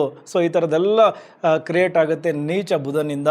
ಹಾಗಾಗಿ ಸ್ವಲ್ಪ ಮಾತನಾಡಬೇಕಾದ್ರೆ, ಕಮ್ಯುನಿಕೇಷನ್ ಮಾಡಬೇಕಾದ್ರೆ ಎಚ್ಚರವನ್ನು ವಹಿಸಿ. ಇನ್ನು ಈ ದಾಖಲೆಗಳನ್ನು ಸರಿಯಾಗಿ ಪರಿಶೀಲಿಸದೆ ಸಹಿಯನ್ನು ಹಾಕಬೇಡಿ. ನೀವು ಹಾಕುವ ಸಹಿ ಮುಂದೆ ನಿಮಗೆ ದೊಡ್ಡ ಹೊಡೆತಗಳನ್ನು ತಂದುಕೊಡುತ್ತೆ, ಲಾಸಸ್ ಜಾಸ್ತಿ ಆಗಬಹುದು. ಅದೇ ರೀತಿ ನಿಮ್ಮ ಕಂಪನಿಯ ಅಕೌಂಟ್ಸ್ಗಳಲ್ಲಿ ಸಾಕಷ್ಟು ಎರರ್ಗಳಾಗಬಹುದು. ಇಂಥ ಸಮಯದಲ್ಲಿ ಅದರ ಕಡೆ ಹೆಚ್ಚಿನ ಗಮನ ವಹಿಸಿ. ಸೊ ನಿಮ್ಮ ಅಕೌಂಟೆಂಟ್ಗಳು ತುಂಬ ತಪ್ಪುಗಳನ್ನು ಮಾಡಬಹುದು. ಸೊ ಅವರನ್ನು ಸ್ವಲ್ಪ ಮಾನಿಟ್ರಿಂಗ್ ಮಾಡಿ, ನೀವು ಕೂಡ ಹೆಚ್ಚಿನ ಗಮನ ಕೊಡಿ. ಇಲ್ಲೆಲ್ಲ ಸ್ವಲ್ಪ ಎಚ್ಚರಿಕೆಗಳನ್ನು ತೆಗೆದುಕೊಂಡರೆ ಆಗುವಂತಹ ಲಾಸಸ್ನ ಏಪ್ರಿಲ್ ತಿಂಗಳಲ್ಲಿ ನೀವು ಕಡಿಮೆ ಮಾಡಿಕೊಳ್ಳಬಹುದು. ಓಕೆ, ಇದಿಷ್ಟು ಹಣಕಾಸಿನ ವಿಚಾರ. ಈಗ ನಮ್ಮ ಮತ್ತೊಂದು ಆಸ್ತಿ, ಅದು ನಮ್ಮ ಆರೋಗ್ಯ ಅಂತ ಬಂದಾಗ 6ನೇ ಮನೆ ಮತ್ತು ನಮ್ಮ ಲಗ್ನ ಮತ್ತು 12ನೇ ಮನೆ ಬಹಳ ಇಂಪಾರ್ಟೆಂಟ್ ಆಗುತ್ತೆ. ಈಗ ನಿಮ್ಮ ಲಗ್ನಾಧಿಪತಿ 3ನೇ ಮನೆಯಲ್ಲಿದ್ದಾರೆ, ಅಲ್ಲಿ ಉಗ್ರ ಕುಜ ಕೂತಿದ್ದಾರೆ. ಸೊ 3ನೇ ಮನೆ ಅಂದರೆ ನಮ್ಮ ಶೋಲ್ಡರ್, ಕೈ, ಈ ಕುತ್ತಿಗೆ, ಇದೆಲ್ಲವನ್ನು ಕನ್ಸಿಡರ್ ಮಾಡ್ತೀವಿ. ಹಾಗಾಗಿ ಡೆಫಿನೆಟ್ಲಿ ಈ ಒಂದು ಏಪ್ರಿಲ್ ತಿಂಗಳು ಈ ಒಂದು ವಿಚಾರಕ್ಕೆ ಹೆಚ್ಚು ಬಾಧೆಗಳನ್ನು ದೇಹ ಅನುಭವಿಸುತ್ತೆ. ಅಂದರೆ ಕುತ್ತಿಗೆ ನೋವು ಜಾಸ್ತಿ ಆಗಬಹುದು, ಈ ಶೋಲ್ಡರ್ ಪೇನ್ ಜಾಸ್ತಿ ಆಗಬಹುದು. ಈ ಹಿರಿಯ ನಾಗರಿಕರು ಬಿದ್ದು ಈ ಕೈಗಳಿಗೆಲ್ಲ ಹೇಟ್ ಮಾಡ್ಕೊಳ್ಬಹುದು. ಹಾಗಾಗಿ ಹಿರಿಯ ನಾಗರಿಕರು ಓಡಾಡಬೇಕಾದ್ರೆ, ಅದು ಮನೆಯಲ್ಲಿರಲಿ ಹೊರಗಡೆ ಇರಲಿ, ಬಹಳ ಎಚ್ಚರಿಕೆಯನ್ನು ತೆಗೆದುಕೊಳ್ಳಲೇಬೇಕು. ಇನ್ನು ಅದೇ ರೀತಿ 6ನೇ ಮನೆಯಲ್ಲಿ ಗುರುವಿನ ಸಂಚಾರ ಆಗ್ತಾ ಇದೆ. ಸೊ ಈ ಲಿವರ್ಗೆ ಸಂಬಂಧಪಟ್ಟಂತಹ ವಿಚಾರದಲ್ಲಿ ಈಗ ಆಲ್ರೆಡಿ ನೀವೇನಾದರೂ ಬಳಲ್ತಾ ಇದ್ದರೆ ಸಾಕಷ್ಟು ಕೇರ್ ತೆಗೆದುಕೊಳ್ಳಬೇಕಾದ ಸಮಯ. ಮೆಡಿಕೇಷನ್ ಕಡೆ ಗಮನ ಕೊಡಿ. ನಿಮ್ಮ ಡಯಟಲ್ಲೂ ಕೂಡ ಎಚ್ಚರಿಕೆಗಳನ್ನು ತೆಗೆದುಕೊಳ್ಳಿ. ಸರಿಯಾದ ಡಯಟನ್ನು ಪ್ಲ್ಯಾನ್ ಮಾಡ್ಕೊಳ್ಳಿ. ಈ ಅಜೀರ್ಣ ಅಥವಾ ಗ್ಯಾಸ್ಟ್ರಿಕ್ ಈ ಥರದ ಸಮಸ್ಯೆಗಳು ಹೆಚ್ಚು ಕಾಡ್ತವೆ. ಇನ್ನು 2ನೇ ಮನೆ ನಮ್ಮ ಬಾಯಿ, ಮುಖ, ಈ ಥರದ ವಿಚಾರಗಳನ್ನು ತೋರಿಸೋದ್ರಿಂದ ಈ ಬಾಯಿಗೆ ಸಂಬಂಧಪಟ್ಟಂತಹ ವಿಚಾರಗಳಲ್ಲಿ ಹೆಚ್ಚು ತೊಂದರೆಗಳನ್ನು ಕಾಣಬಹುದು. ಹಲ್ಲು ನೋವು, ದವಡೆ ನೋವು, ಈ ಗಂಟಲಿನ ಇನ್ಫೆಕ್ಷನ್ ಇದೆಲ್ಲ ಜಾಸ್ತಿ ಆಗುತ್ತೆ. ಸ್ಪೆಷಲಿ ಹೆಣ್ಮಕ್ಳಿಗೆ ಈ ಒಂದು ಥೈರಾಯ್ಡ್ ಅನ್ನುವಂತಹ ಸಮಸ್ಯೆಗಳು ಜಾಸ್ತಿ ಆಗಬಹುದು. ಈಗ ಆಲ್ರೆಡಿ ಅದನ್ನು ಮೆಡಿಕೇಷನ್ ಮಾಡ್ಕೊಂಡಿರ್ತೀರ, ಬಟ್ ಟೆಸ್ಟ್ ಮಾಡಿಸ್ಕೊಳ್ಳಿ. ಏಪ್ರಿಲ್ ತಿಂಗಳಲ್ಲಿ ಯಾವುದೇ ಕಾರಣಕ್ಕೂ ಸ್ವಲ್ಪ ವೇರಿಯೇಷನ್ ಆದರೂ ಹೋಗಿ ನಿಮ್ಮ ಡಾಕ್ಟರನ್ನು ಕಾಣಿ. ಸೊ ಇದಿಷ್ಟು ನೀವು ಆರೋಗ್ಯದಲ್ಲಿ ತುಂಬ ಎಚ್ಚರಿಕೆಗಳನ್ನು ತೆಗೆದುಕೊಳ್ಳಬೇಕು. ಇನ್ನು 4ನೇ ಮನೆಗೆ ಸೂರ್ಯನ ಎಂಟ್ರಿ ಆಗುತ್ತೆ. ಆಗ ಸ್ವಲ್ಪ ದೇಹಕ್ಕೆ ಚೈತನ್ಯ ಸಿಗುತ್ತೆ. ಆದರೂ ಅಲ್ಲಿ ಈ ಎದೆಗೆ ಸಂಬಂಧಪಟ್ಟಂತಹ ವಿಚಾರಗಳಲ್ಲಿ ತುಂಬ ಎಚ್ಚರಿಕೆಗಳನ್ನು ತೆಗೆದುಕೊಳ್ಳಿ. ಈ ಎದೆ ಉರಿ ಆ ಥರದ ಸಮಸ್ಯೆಗಳು ಕೂಡ ಜಾಸ್ತಿ ಆಗುತ್ತೆ. ಹೀಟ್ ಜಾಸ್ತಿ ಆಗುತ್ತೆ. ಈ ಪೈಲ್ಸ್ ಈ ಥರದರಲ್ಲಿ ಯಾರು ನರಳುತ್ತಾ ಇದ್ದೀರಾ, ನೀವು ಕೂಡ ತುಂಬ ಎಚ್ಚರಿಕೆಗಳನ್ನು ತೆಗೆದುಕೊಳ್ಳಬೇಕು. ಯಾಕೆಂದರೆ ಬಾಡಿ ಹೀಟ್ ಆದರೆ ಬೇರೆ ಬೇರೆ ಥರದ ದೇಹ ಬಾಧೆಗಳು ಜಾಸ್ತಿಯಾಗಿ ಹೆಚ್ಚು ದೇಹ ಬಳಲಬೇಕಾಗತ್ತೆ. ಸೊ ಓವರಾಲ್ ನೀವು ಎಲ್ಲೆಲ್ಲಿ ಕೇರ್ ಮಾಡ್ಕೊಳ್ಬೇಕು, ಈ ಒಂದು ತಿಂಗಳನ್ನು ಹೇಗೆ ಆರೋಗ್ಯದ ವಿಚಾರದಲ್ಲಿ ನೀವು ಬ್ಯಾಲೆನ್ಸ್ ಮಾಡಬೇಕು, ಅದರ ಕಡೆ ಗಮನ ಕೊಟ್ಟರೆ ಬರುವಂತಹ ಆರೋಗ್ಯ ತೊಂದರೆಗಳಿಂದ ದೂರ ಇರಬಹುದು. ಜೊತೆಗೆ ಗುರುವಿನ ಒಂದು ದೃಷ್ಟಿ ಅಥವಾ ಗುರು ಸಂಚಾರದಿಂದ ನಿಮಗೆ ಒಳ್ಳೆಯ ವೈದ್ಯರು ಸಿಗ್ತಾರೆ, ಒಳ್ಳೆಯ ಮೆಡಿಷನ್ನು ಸಿಗುತ್ತೆ. ಹಾಗಾಗಿ ಆ ಥರದ ದೊಡ್ಡ ಮಟ್ಟದ ತೊಂದರೆಗಳೇನು ಎದುರಾಗಲ್ಲ. ಬಟ್ ಬರುವಂತಹ ಆರೋಗ್ಯ ಸಮಸ್ಯೆಗಳನ್ನು ನೀವೇ ನಿಭಾಯಿಸಿಕೊಳ್ಳಬಹುದು, ಸ್ವಲ್ಪ ಎಚ್ಚರಿಕೆಗಳನ್ನು ತೆಗೆದುಕೊಂಡರೆ. ಇದಿಷ್ಟು ಆರೋಗ್ಯಕ್ಕೆ ಸಂಬಂಧಪಟ್ಟಂತಹ ವಿಚಾರ. ಈಗ ರಾಜಕಾರಣಿಗಳ ಬಗ್ಗೆ ಮಾತಾಡೋಣ. ನೋಡಿ, ಈಗ ಆಲ್ರೆಡಿ ನೀವು ಅಧಿಕಾರದಲ್ಲಿದ್ದೀರಾ ಅಥವಾ ರಾಜಕಾರಣದಲ್ಲಿ ಸಕ್ರಿಯ ಆಗಿದ್ದೀರಾ, ಮುಂದಿನ ಎಲೆಕ್ಷನ್ಗೆ ಸಿದ್ಧತೆಯನ್ನು ಮಾಡ್ತಾ ಇದ್ದೀರಾ. ಸೊ ನಿಮಗೆ 3ನೇ ಮನೆ ಏನಂದರೆ ಅದೊಂದು ಧೈರ್ಯ ಅಥವಾ ಮುನ್ನುಗ್ಗೋಕ್ಕೆ 3ನೇ ಮನೆ ಬಹಳ ಸಪೋರ್ಟ್ ಮಾಡಬೇಕು. ಈಗ ನಿಮ್ಮ 3ನೇ ಮನೆಯಲ್ಲಿ ಉಗ್ರ ಕುಜ, ನಿಮ್ಮ ಲಗ್ನಾಧಿಪತಿ ಶನಿ ಜೊತೆಗಿದ್ದಾರೆ. ಹಾಗಾಗಿ ನೀವು ತೆಗೆದುಕೊಳ್ಳುವಂತಹ ನಿರ್ಧಾರಗಳಿದೆಯಲ್ಲ, ಅದು ನಿಮ್ಮ ಮುಂದಿನ ಎಲೆಕ್ಷನ್ಗೆ ತುಂಬ ಸಪೋರ್ಟ್ ಮಾಡ್ತಾ ಇದೆ. ನಿಮ್ಮ ಎದುರಾಳಿಗಳಿಗೆ ನಡುಕವನ್ನು ಉಂಟು ಮಾಡ್ತಾ ಇದೆ ನಿಮ್ಮ ನಡೆಗಳು. ಏಪ್ರಿಲ್ ತಿಂಗಳಲ್ಲಿ ಆ ಥರದೊಂದು ಸ್ಟ್ರಾಟಜಿಯನ್ನು ಪ್ಲ್ಯಾನ್ ಮಾಡ್ತೀರಾ, ಅದಕ್ಕೆ ಗ್ರಹಗಳು ಸಪೋರ್ಟ್ ಮಾಡ್ತವೆ. ಇದರ ಜೊತೆಗೆ ನಿಮ್ಮ ಕಾರ್ಯಕರ್ತರು, ನಿಮ್ಮ ಬೆಂಬಲಿಗರು ನಿಮ್ಮ ಪರವಾಗಿ ಅಖಾಡಕ್ಕೆ ಇಳಿತಾ ಇದ್ದಾರೆ. ಇದೆಲ್ಲ ನಿಮ್ಮ ವಿರೋಧಿಗಳ ನಿದ್ದೆಗೆಡಿಸ್ತಾ ಇದೆ. ಆದರೆ ನಿಮಗೆ ಇಲ್ಲಿ ಆಪತ್ತನ್ನು ತರೋದು ಯಾರಪ್ಪ ಅಂದರೆ ಬುಧ 3ನೇ ಮನೆಯಲ್ಲಿ ನೀಚ ಸ್ಥಾನದಲ್ಲಿ ಕುಂತ್ಕೊಂಡಿದ್ದಾರೆ. ಕಮ್ಯುನಿಕೇಷನ್ ಮನೆ. ಹಾಗಾಗಿ ಈ ಪ್ರೆಸ್ ಮೀಟ್ಗಳಲ್ಲಿ ಮಾತನಾಡಬೇಕಾದ್ರೆ ಅಥವಾ ಪಬ್ಲಿಕ್ ಮೀಟಿಂಗ್ಗಳನ್ನು ಮಾಡಬೇಕಾದ್ರೆ ಅಥವಾ ನಿಮ್ಮ ಪಾರ್ಟಿಯಲ್ಲೇ ನೀವು ಮೀಟಿಂಗ್ಗಳಲ್ಲಿ ಭಾಗಿಯಾಗಬೇಕಾದ್ರೆ ನಿಮ್ಮಿಂದ ಬರುವಂತಹ ಒಂದು ಒರಟಾದ ಮಾತು ನಿಮ್ಮ ಇಮೇಜ್ಗೆ ಧಕ್ಕೆ ತರುತ್ತೆ. ಈ ಮೀಡಿಯಾಗಳಲ್ಲಿ ನೀವೇನಾದರೂ ಮಾತಾಡಿ ಸಿಗಾಕೊಂಡ್ರೆ ಅದು ಬ್ರೇಕಿಂಗ್ ನ್ಯೂಸ್ ಆಗುತ್ತೆ. ಓವರಾಲ್ ತುಂಬ ಚೆನ್ನಾಗಿ ನಿಮ್ಮ ಪ್ರೊಫೈಲ್ ಬಿಲ್ಡ್ ಆಗಿದೆ, ಬಟ್ ಒಂದು ಮಾತಿನಿಂದ ಆ ಪ್ರೊಫೈಲ್ಗೆ ಹೊಡೆತ ಬೀಳಬಹುದು. ಕೆಡುಕುಂಟಾಗಬಹುದು ನಿಮ್ಮ ಒಂದು ರಾಜಕೀಯ ಜೀವನಕ್ಕೆ. ಹಾಗಾಗಿ ಈ ಒಂದು ಸಂದರ್ಭದಲ್ಲಿ ಬುಧ ನೀಚನಾಗಿದ್ದಾಗ ನೀವು ಮಾತನಾಡಬೇಕಾದ್ರೆ ಬಹಳ ಎಚ್ಚರಿಕೆಯಿಂದ ಇರಬೇಕು. ಸಾಧ್ಯವಾದಷ್ಟು ಮೌನವನ್ನು ವಹಿಸಿಕೊಂಡರೆ ಡೆಫಿನೆಟ್ಲಿ ಏಪ್ರಿಲ್ ತಿಂಗಳು ತುಂಬ ಚೆನ್ನಾಗಿರುತ್ತೆ. ಯಾಕೆ ಅಂದರೆ 15 ದಿನ ಆದ ಮೇಲೆ 3ನೇ ಮನೆಯಿಂದ 4ನೇ ಮನೆಗೆ ರವಿ ಎಂಟ್ರಿಯನ್ನು ಪಡೀತಾರೆ. ಅದು ಅಧಿಕಾರ ಮತ್ತು ಸರ್ಕಾರದ ಕಾರಕ. ರವಿ ಉಚ್ಚ ಸ್ಥಾನದಲ್ಲಿ ಬಂದು ಕೂತ್ಕೊಂಡಾಗ ನಿಮ್ಮ ಪವರ್ ಡಬಲ್ ಆಗುತ್ತೆ. ಸೊ ನಿಮ್ಮ ರಾಜಕೀಯ ವರ್ಚಸ್ಸು ಜಾಸ್ತಿ ಆಗುತ್ತೆ. ನಿಮ್ಮ ಎದುರಾಳಿಗಳಿಗೆ ಇನ್ನೂ ನಡುಕಗಳು ಉಂಟಾಗುತ್ತೆ. ನೀವು ರಾಜಕೀಯದಲ್ಲಿ ತುಂಬ ಬಲವನ್ನು ಪಡ್ಕೊಳ್ತೀರಾ, ಸಪೋರ್ಟನ್ನು ಪಡ್ಕೊಳ್ತೀರಾ. ಸೊ ಎಲ್ಲವೂ ಚೆನ್ನಾಗಿರುತ್ತೆ. ಬಟ್ ಈ ಒಂದು ನೀಚ ಬುಧನಿಂದ ನೀವು ತೆಗೆದುಕೊಳ್ಳುವ ಒಂದಷ್ಟು ಸಣ್ಣ ಸಣ್ಣ ನಿರ್ಧಾರಗಳಿಂದ ಅಥವಾ ಮಾತುಕತೆಗಳಿಂದ ನಿಮಗೆ ಅದು ಹಿನ್ನಡೆಯನ್ನು ಉಂಟು ಮಾಡುತ್ತೆ. ಸೊ ಅಲ್ಲಿ ಎಚ್ಚರಿಕೆಗಳನ್ನು ತೆಗೆದುಕೊಳ್ಳಿ. ಅದೇ ರೀತಿ 6ನೇ ಮನೆ ಶತ್ರುಸ್ಥಾನ, ಅಲ್ಲಿ ಗುರು ಇದ್ದಾರೆ. ಸೊ ಹಾಗಾಗಿ ನಿಮ್ಮ ಜೊತೆಗಿರೋರೇ ನಿಮಗೆ ಪಿತೂರಿಯನ್ನು ಮಾಡ್ತಾ ಇರ್ತಾರೆ. ನಿಮಗೆ ಸಿಗುವಂತಹ ಗೌರವ ಅಥವಾ ನಿಮಗೆ ಸಿಗುವಂತಹ ಅಧಿಕಾರ ಅವರಿಗೆ ಸಿಗಬೇಕು ಅನ್ನುವಂತಹ ಹತಾಶೆಯಲ್ಲಿ ನಿಮ್ಮ ವಿರುದ್ಧ ಏನೇನೋ ಪಿತೂರಿಗಳನ್ನು ನಿಮ್ಮ ಜೊತೆಗಿರೋರೇ ಮಾಡ್ತಾ ಇದ್ದಾರೆ. ಸ್ವಲ್ಪ ಅನುಮಾನಗಳು ಬಂದರೂ ಅವರ ಮೇಲೆ ಇನ್ನೊಂದು ಕಣ್ಣಿಟ್ಟು ನೋಡಿ. ಸೊ ಅಲ್ಲಿ ಎಚ್ಚರಿಕೆಗಳನ್ನು ತೆಗೆದುಕೊಂಡರೆ ಡೆಫಿನೆಟ್ಲಿ ಮುಂದಿನ ಎಲೆಕ್ಷನ್ಗೆ ಏಪ್ರಿಲ್ ಒಳ್ಳೆಯ ಬುನಾದಿ. ನೀವು ಅಲ್ಲಿ ಕೆಲಸವನ್ನು ಚೆನ್ನಾಗಿ ಮಾಡಬಹುದು. ಅದನ್ನು ಸರಿಯಾಗಿ ಬಳಸ್ಕೊಳ್ಳಿ. ಈಗ ನಮ್ಮ ಸರ್ಕಾರಿ ಅಧಿಕಾರಿಗಳ ಬಗ್ಗೆ ಮಾತಾಡೋಣ. ನೋಡಿ, ಸರ್ಕಾರಿ ಅಧಿಕಾರಿಗಳಿಗೆ 2ನೇ ಮನೆಯಲ್ಲಿ ರಾಹು ಇದ್ದಾರೆ. ಸೊ ಇದರಿಂದ ನಿಮ್ಮ ಮಾತು ತುಂಬ ಒರಟಾಗಿದೆ. ಅದರಿಂದ ನಿಮ್ಮ ಮೇಲಧಿಕಾರಿಗಳ ಜೊತೆ ಸ್ವಲ್ಪ ಮನಸ್ತಾಪಗಳು ಉಂಟಾಗುತ್ತೆ. ಅದರ ಜೊತೆಗೆ ನೀಚ ಬುಧ ಬೇರೆ. ಸೊ ನೀವು ಮಾತನಾಡಬೇಕಾದ್ರೆ ಅದು ಸರಿಯಾಗಿದ್ದರೂ ಇತರರಿಗೆ ತಪ್ಪಾಗಿ ಕೇಳಿಸುತ್ತೆ. ಅವರು ತಪ್ಪಾಗಿ ಅರ್ಥ ಮಾಡ್ಕೊಳ್ತಾರೆ. ಇದರಿಂದ ವಾಗ್ವಾದಗಳು ಕ್ರಿಯೇಟ್ ಆಗುತ್ತೆ. ಈಗೋ ಈ ಥರದ ಸಮಸ್ಯೆಗಳು ಜಾಸ್ತಿ ಆಗುತ್ತೆ ನಿಮ್ಮ ಮತ್ತು ಮೇಲಧಿಕಾರಿಗಳ ನಡುವೆ. ಅದರ ಜೊತೆಗೆ ನಿಮ್ಮ ಏನು ಕೆಳವರ್ಗದ ಸಿಬ್ಬಂದಿಗಳು ಮಾಡುವ ತಪ್ಪು ನಿಮ್ಮ ತಲೆ ಮೇಲೆ ಬರುತ್ತೆ. ಬುಧ ನೀಚನಾಗಿದ್ದಾರೆ. ಇದೆಲ್ಲ ಮೊದಲ 15 ದಿನ ತುಂಬ ಗೊಂದಲ, ಹೆಚ್ಚು ಕೆಲಸಗಳು ನಿಮ್ಮ ಮೇಲೆ ಬರ್ತವೆ, ಆರೋಪಗಳು ಎದುರಾಗ್ತವೆ. ಇದೆಲ್ಲದರ ನಡುವೆ 15 ದಿನ ಆದ ಮೇಲೆ ರವಿ 4ನೇ ಮನೆ ಉಚ್ಚ ಸ್ಥಾನಕ್ಕೆ ಬಂದಾಗ ಎಲ್ಲವೂ ಬದಲಾಗುತ್ತೆ. ನಿಮಗೆ ಎಕ್ಸ್ಟ್ರಾ ಪವರ್ ಸಿಗುತ್ತೆ. ಸೊ ನಿಮ್ಮ ಮಾತನ್ನು ನಿಮ್ಮ ಕೆಳವರ್ಗದ ಸಿಬ್ಬಂದಿಗಳು ಕೇಳ್ತಾರೆ. ನೀವು ಅಂದುಕೊಂಡಂತಹ ಕಡೆಗೆ ವರ್ಗಾವಣೆ ಆಗಬಹುದು ಅಥವಾ ನೀವು ಬಯಸಿದಂತಹ ಏನು ಒಂದು ಪೋಸ್ಟ್ಗೆ ಬಡ್ತಿಯೂ ಕೂಡ ಸಿಗಬಹುದು. ಬಟ್ ಮೊದಲ 15 ದಿನ ತುಂಬ ತಾಳ್ಮೆಯಿಂದ ಕಳೆಯಬೇಕು.